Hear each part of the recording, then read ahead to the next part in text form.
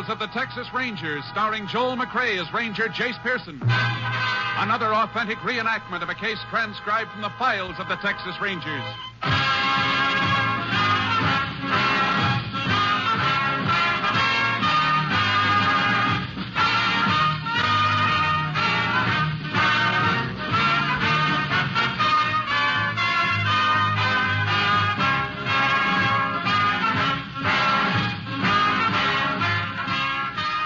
Dates and places in the following story are fictitious for obvious reasons. The events themselves are a matter of record.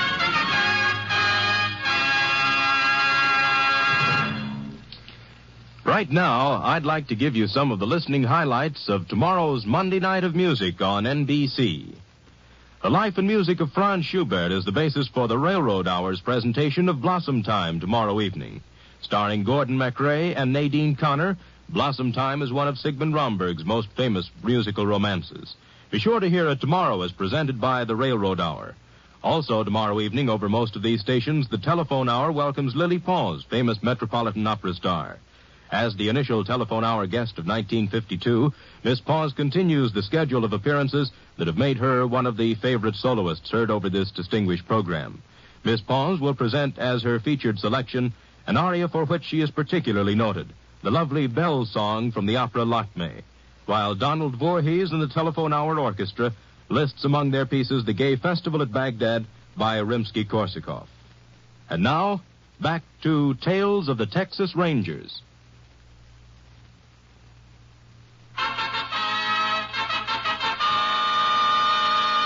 And now, from the files of the Texas Rangers, the case called Birds of a Feather.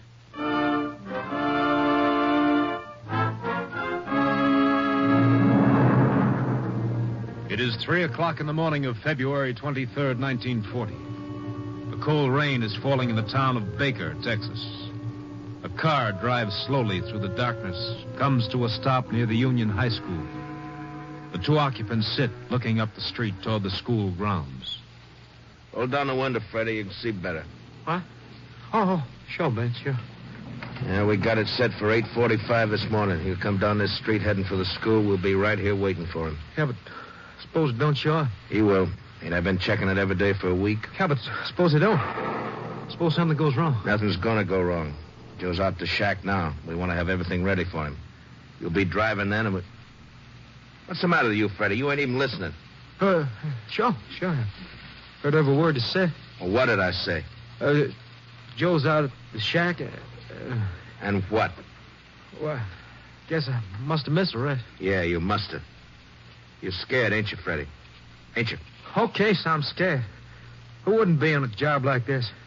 Look, Ben, why don't we stick to filling stations? We're making a living. A living? $15 here, 20 there. What kind of living's that?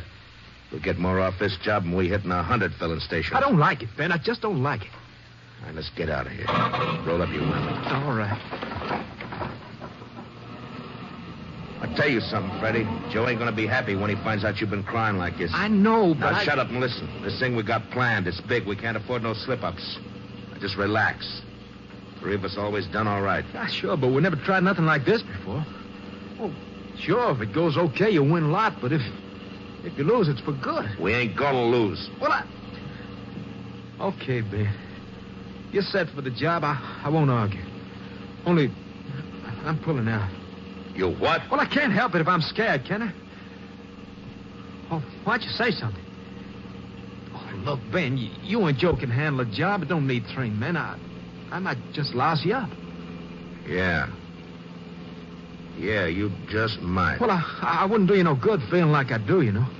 I'll catch a train back to Dallas this morning. Sure, Freddie, sure. I wouldn't want you to do nothing you're scared of. Oh, I'm sure glad you feel that way, Ben. I was afraid you'd be sore. Me, Freddie? No. We've been through too much together for me to get sore at you. Now, if you don't want to... What's the matter, Ben? The car feels funny. Must be this old road. No, it ain't the road. Feels like the back tire's flat. Maybe I better stop. Get the flash out of the dashboard and take a look, huh, Freddie? All right.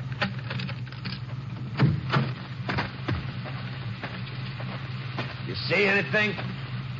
Right rear looks okay. Sure it's wet out here.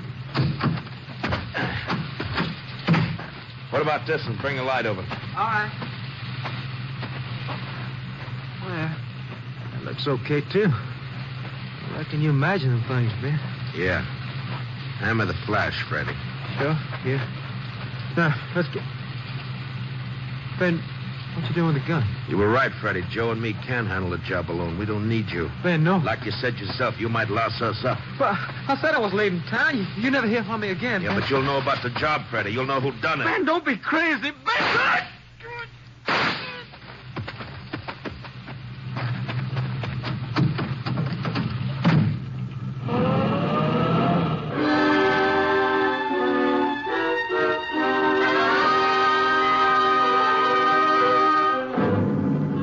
Shortly after 7 that morning, a farmer on his way to town noticed a man lying in some brush by the side of the road.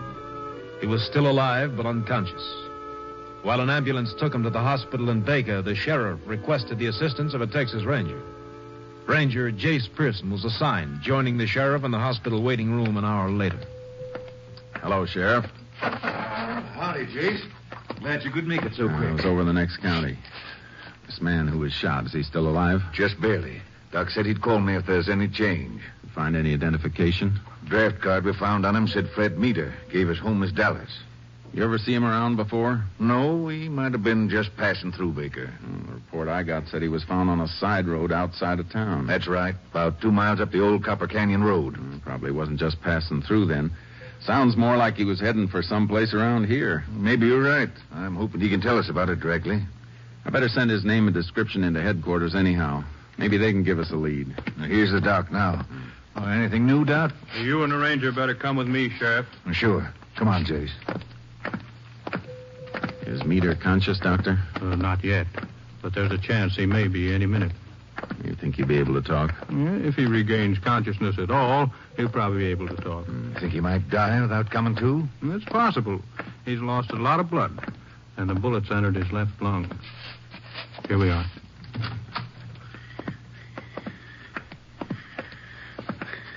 You can leave him now, nurse. I'll stay with him. Looks the same as it did a while back, Doc. Not quite. Pulse a little weaker, respiration slower. I'm afraid he's just about finished. No chance of his pulling through. Sounds like he's coming to. How about it, Doc?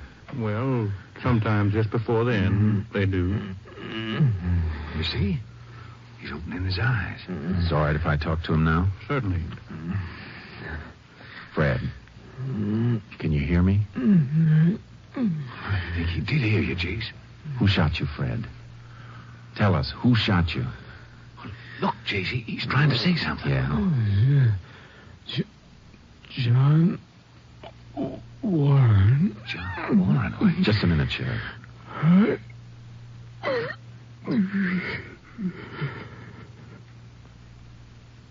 I'm sorry, Ranger. Yeah. Thanks, Doctor. Let's go, Sheriff.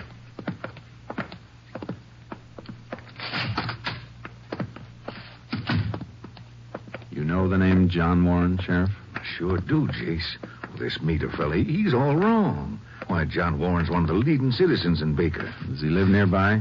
About a mile out of town. But, Jace, this don't make sense. I know John well. He wouldn't have any connection with a kid like that. That's something we better make sure of. Come on, Sheriff. We're going to visit Mr. Warren.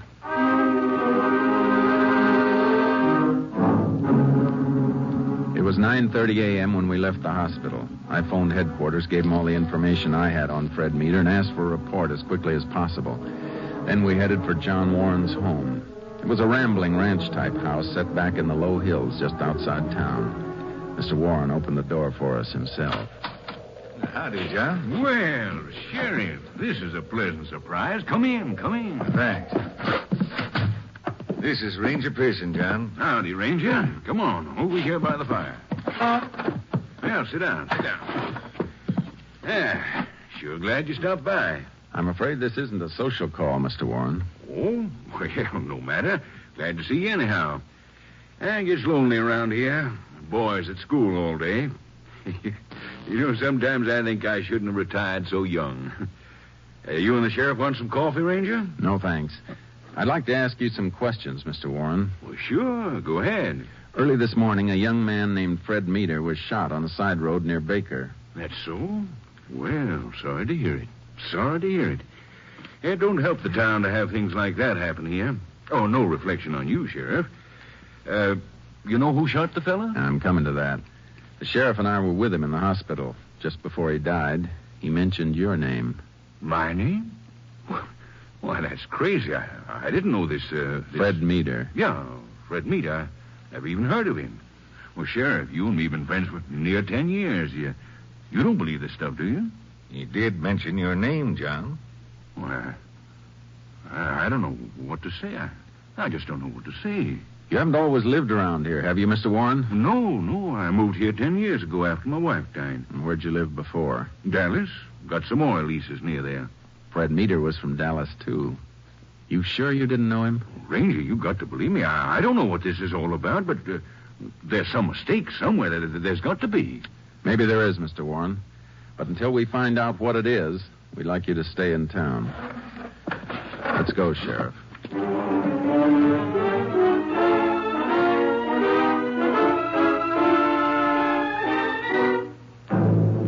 We drove back to the sheriff's office, arriving there just before noon. Sheriff went in to talk to his deputy while I stayed at the trailer to give Charcoal his feed bag.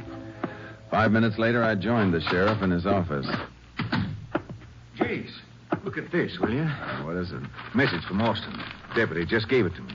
Anything about Fred Meter? You bet there is. Fred Meter had a record. 3 convictions for larceny. Filling station jobs. Anything else? Yeah. Seems he worked with a gang. Picked up each time with 2 other fellas. Ben Morphy and Joe Wills. That could be something. We get out a pickup on him. There's something else, Jace. Fred Meter, Ben Morphy, and Joe Wills all worked at one time for the Warren Oil Company. John Warren's outfit? That's it. Get your hat, Sheriff. I've just thought of a few more questions to ask Mr. Warren.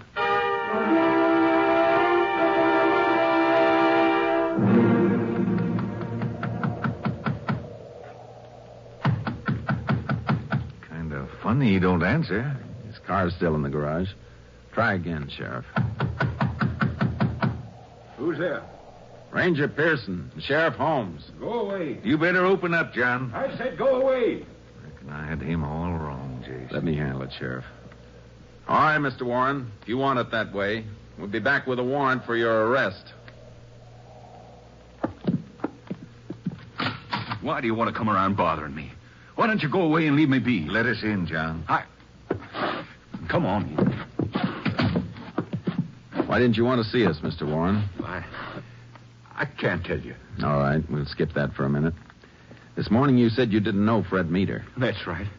How many times have I got to tell you? How about Ben Morphy and Joe Wills? You know them? I never heard of him. Now, why don't you go away and leave me be? Mr. Warren, all 3 of those men worked for your oil company. Well, maybe they did. Had hundreds of men working for me. I didn't know all the names. What's that got to do Have with... you forgotten that Fred Meter named you just before he died? No. You want to tell us why he did? All right, I'll tell you. I didn't know when you were here before, now I do. It wasn't me that Meter was talking about. He said your name, John. I heard him. It wasn't my name. Did you ever stop to think that I've got a son? Young Johnny?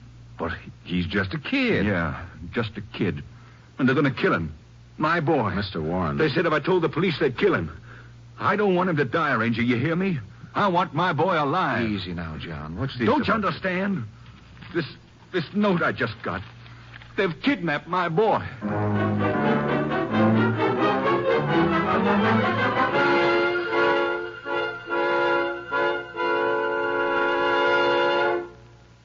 In a moment, we will continue with Tales of the Texas Rangers, starring Joel McCrae as Ranger Jace Pearson. Here is an urgent message for all ship's radio officers. The Federal Maritime Administration is calling all former Merchant Marine radio officers to come back to sea. Right now, scores of ships are riding at anchor, loaded and ready to sail. Their cargoes are vitally needed by our fighting forces and by our allies. Especially right now, the need for radio officers is acute. If you have had 6 months merchant marine radio operating experience since January 1935 on any kind of FCC license, the American Radio Association, CIO, will help you get an emergency license to ship out at once. You will earn more than $600 a month. Former radio men are urged to write, phone, or wire to the American Radio Association, 5 Beekman Street, New York City, which will put you in touch with the port office nearest your home. Or go now to the American Radio Association, 5 Beekman Street, New York City. And now, back to Tales of the Texas Rangers.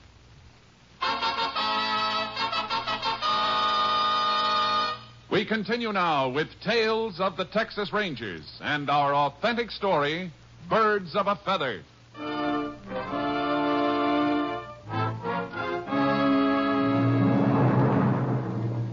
The kidnap note had arrived in the mail that morning, but Warren had not picked it up until a few minutes before we arrived. It was a crudely printed message, unsigned and mailed the night before in Baker. It asked $10,000 for the return of the boy. The money was to be brought in $50 bills to a shack in Copper Canyon at 4 o'clock that afternoon. It was now 1:15. While we read the note, Warren paced back and forth across the room. John, walking back and forth like that ain't gonna do no good. Why don't you sit down? Sure, you can say that. It's not your boy they got out there in the cold. Now, John, that ain't fair. You know I feel bad about this. I know you do, Sheriff. I'm sorry. Mr. Warren, are you sure they've actually picked up your son? Well, they must have. I called the school right after I got the note. Johnny never showed up there today. That means they've had him since before 9 this morning. What's the use of talking about it?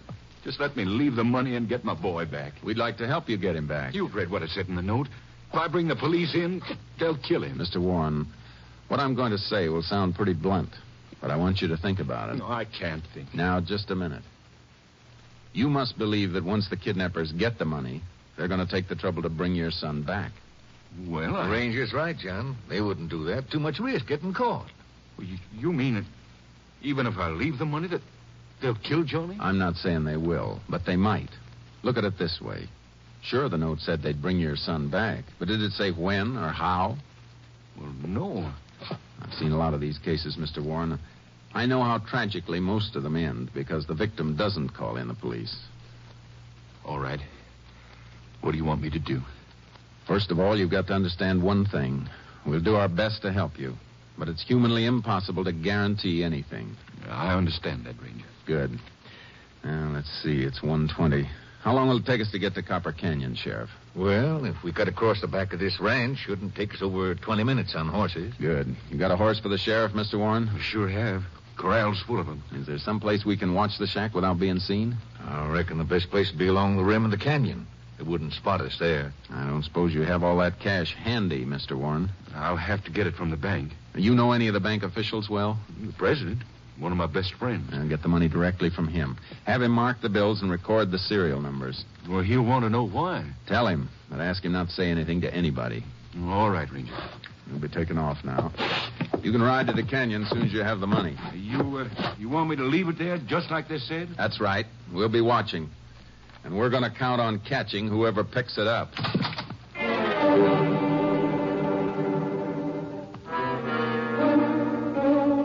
I contacted headquarters by radio and requested an area blockade of the region around Baker. Then the sheriff and I started off. It was 2 o'clock when we reached the rim of Copper Canyon. An icy wind was blowing in from the north. We dismounted and eased over to the edge of the ridge. The shack was clearly visible 200 yards below. We waited. At 3:55, we spotted Warren riding up the canyon. He's right on time, Jace. You reckon somebody's waiting for him in that shack? Maybe. Shouldn't be long before we find out. Don't it strike you funny that they only asked 10,000? John must be worth close to $1 million. They could have got 50,000 easy. This is a small-time larceny gang, Sheriff. 10,000 must look pretty big to them. Yeah. Poor John. Sure hope we can get that kid back to him. We're going to make a good try. There he goes. Opening the door of the shack. Better get ready. If there's anybody in there, we don't want to lose him. I'm ready. But one of the kidnappers is in there. You could pluck him easy with that rifle when he comes out. That wouldn't be any good, Sheriff. And we'd never find out where they're hiding the boy. There's John again. Jeez, he's waving at us to come down. Now, what... Come on, Sheriff. Let's go down and see what he wants.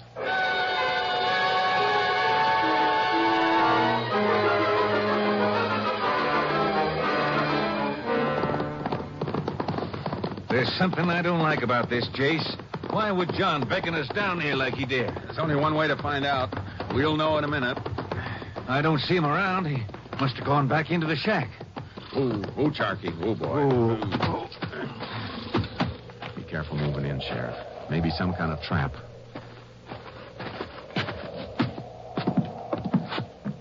Mr. Warren? It's all right, Ranger. Come on in. Look. Look what's in this cage. I'll be darned. The pigeons. What's that strapped on their backs? Capsules to carry messages or money. They're homing pigeons, Sheriff. I knew it wouldn't work, Ranger. These men are clever. They don't take chances. Did they leave any instructions? Yeah. Listen. What's it say, Jace? Mr. Warren's supposed to divide the money in 10 parts and put it in those capsules on the pigeons. Yes, and then I release the pigeons and they fly wherever the men are. We're licked, Ranger. I'm not so sure. But if I don't do like they say, they'll kill my boy. You'll do exactly as they say, Mr. Warren, because these pigeons are going to lead us to your son. But, Jace, we can't follow homing pigeons on horseback. Not alone, Sheriff. We're going to have help. What kind of help? A plane? I'll use that walkie-talkie out there on my saddle. Have our nearest unit contact Austin. Ask him to send one of the Ranger planes over here. Sounds like a good idea, Jace. Well, suppose they do bring a plane in. How'll that help you find my boy? We won't release the pigeons till the plane gets here. Then the air unit will keep radio contact with us and lead us to the place where the pigeons land. You reckon it'll work? I hope so. You stay here with Mr. Warren, Sheriff. I'll be back in 10 minutes.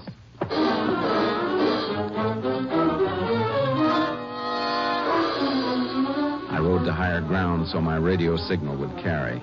I contacted a highway patrol car. It relayed my message to Austin. Headquarters said they could have Unit 902, our Ranger plane, overhead in 25 minutes. Then I went down to the shack again, and we waited. Plane should be getting here any time now, Jace. I wish they'd hurry. Yeah, thought I heard it a second ago. Yeah, there it is. In from the southeast. Where? Oh, I see it now. How about the pigeons, Mr. Warren? They're all ready to go. Bring the cage out of the shack, will you, Sheriff? Sure. You think the plane sees us yet? I don't know, but I can call him now. Unit 10 to Unit 902. Go ahead, Unit 902. Unit 902 to Unit 10. Am directly above Copper Canyon. Indicate your position. Unit 10 next to shack at north end of canyon floor. Can you spot us?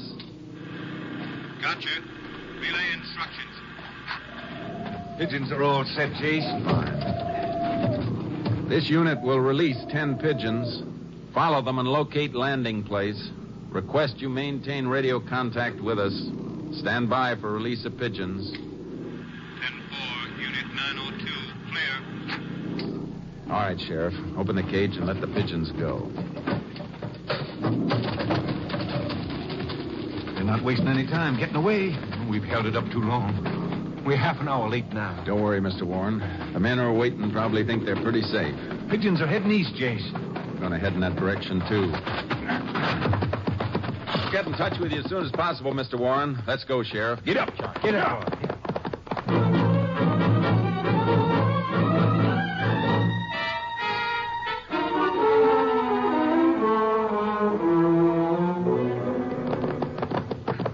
We've been riding for over 10 minutes, Jace. Shouldn't we be hearing from your plane? He's probably got more than he can do just keeping his eye on those pigeons. We'll hear from him. I sure hope it's soon. Gets dark early these days. It could be him coming in now. Unit 902 to Unit 10. Oh, boy. Unit 10 to 902. Go ahead. This unit has got off motor. Am gliding to avoid detection. Is my signal clear? Signal clear, 902. Pigeons are now landing at shack. Due east your former position. Shack located at base of hill, where dry wash makes horseshoe bend. That's the old Martinez shack, Jace. Been empty for years. Sounds like it's occupied now. Thanks, 902. We'll take it from here. Unit 10 clear.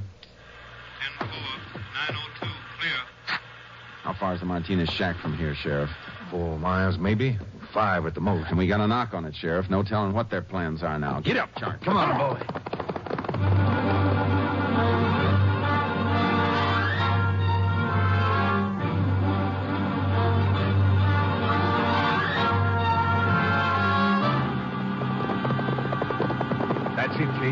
ahead.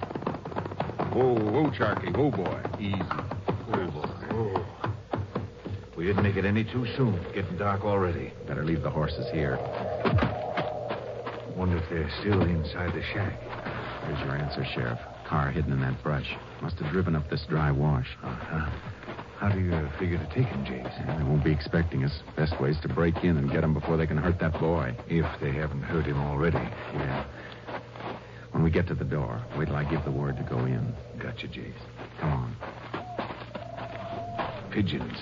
At least we know we got the right place. Uh-huh. You ready, Sheriff? Whatever you say. Now. Hey, Joe, the cops! Watch it, Jace. All right, Jace? Yeah. You sure clipped this one. He's dead in a doornail. I think we just nicked the other one. Oh, I'm hurt. I'm hurt bad. It's only your shoulder. Where's the boy? In the back room. See if he's all right, Sheriff. Sure. Your name Joe Wills? No, Joe's over there. Get me to a doctor, will you? Young Warren's all right, Jace. I'm untying him. Good. You must be Ben Morphy. Yeah. Get me to a doctor. Oh, my shoulder. There's nothing wrong with your legs, Ben. Get up. It's a long trip to Huntsville, and you're walking the first part.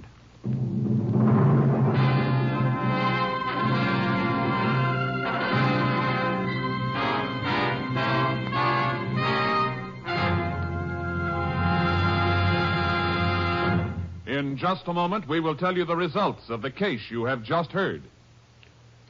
There's man-to-man adventure in store for you Tuesday night with Cavalcade of America and the Man Called X. Gregory Peck will be heard as the prisoner named Brown when Cavalcade of America tells the story of the man who instituted widespread prison reforms by becoming a voluntary inmate. It was in 1931 that Thomas Osborne, a former mayor of Auburn, New York, visited the governor of New York to see what could be done to make Sing Sing more effective. He saw the same men return again and again for new prison sentences. Working from the point of view that prisons should be repair shops and not scrap heaps, he entered the prison to find out firsthand about the conditions in penal institutions. His discoveries and improvements led to his becoming warden of the self-same prison in which he was a prisoner. You'll hear this story Tuesday on the Cavalcade of America. And also on Tuesday over most NBC stations, Herbert Marshall takes over as the Man Called X with stories of intrigue in the far-off corners of the world. Hear Herbert Marshall as the Man Called X, Tuesday on this station of the NBC Radio Network. And now back to Tales of the Texas Rangers.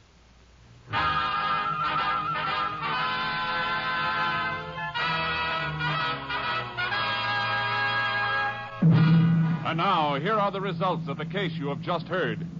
Soon after the arrest, Ben Morphy confessed to the killing of the third member of the gang, Fred Meter. He was tried and convicted on dual counts of kidnapping and first-degree murder. On August 31st, 1941, he died in the electric chair at Huntsville Penitentiary. Next week, Joel McCrea in another authentic reenactment of a case from the files of the Texas Rangers.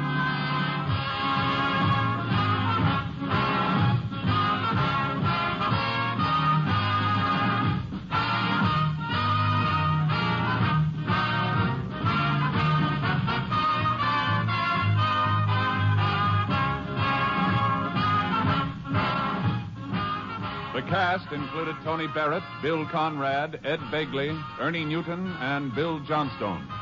Technical advisor was Captain M.T. Lone Wolf Gonzalez of the Texas Rangers.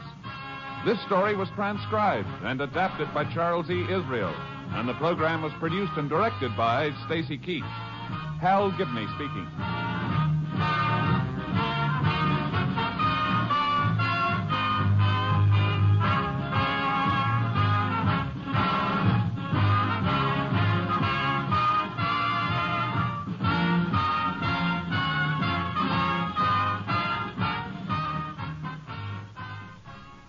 Next, it's The Big Show. All this and Tallulah, too, on NBC.